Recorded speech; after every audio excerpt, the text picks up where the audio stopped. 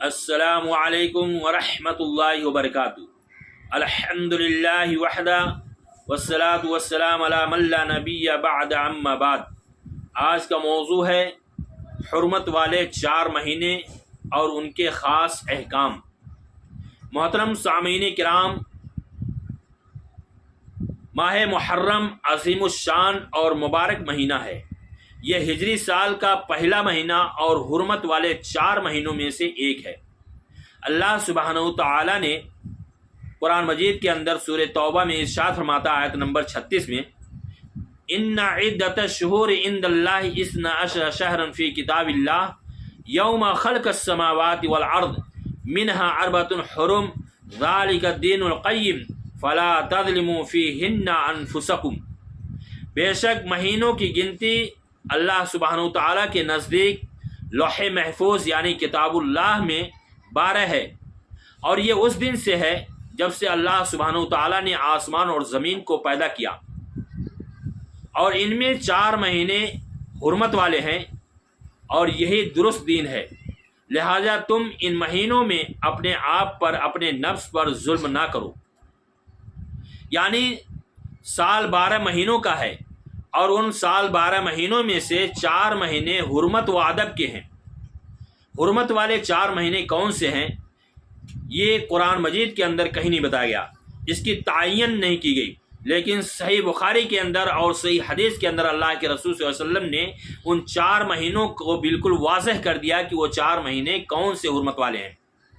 اللہ کے رسول صلی اللہ علیہ وسلم نے فرمایا، السنۃ 12 شہرا منها 4 حرم 3 متوالیات ذو القعدہ وذو الحجہ والمحرم ورجب مضر الذی بین جمادہ و شعبان۔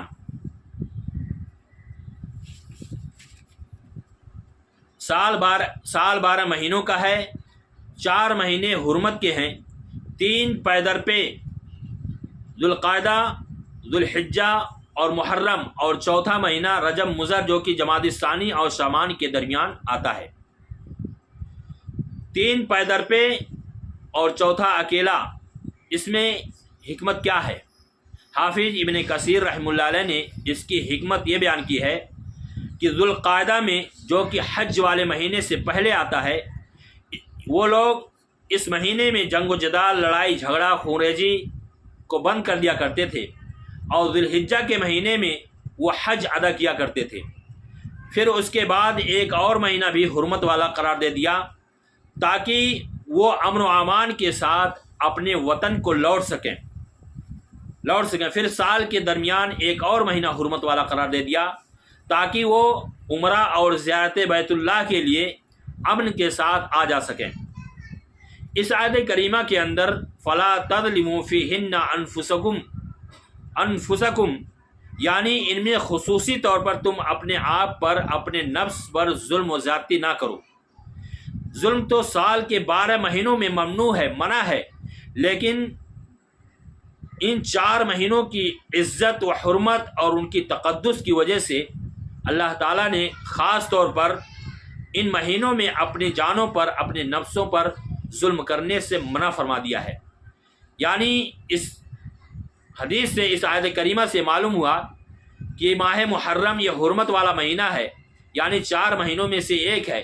اس لیے ہم تمام لوگوں کو چاہیے کہ ان حرمت والے مہینوں میں ہم کوئی غلط کام نہ کریں، لڑائی جھگڑا نہ کریں، اللہ کی نافرمانی نہ کریں، بلکہ ہم ان 4 مہینوں میں خاص طور پر اور زیادہ عبادت کریں، اللہ اور اس کے رسول کی اطاعت و فرما برداری کریں، اور ماہ محرم کے مہینے میں ہم زیادہ سے زیادہ نیک عمل کریں۔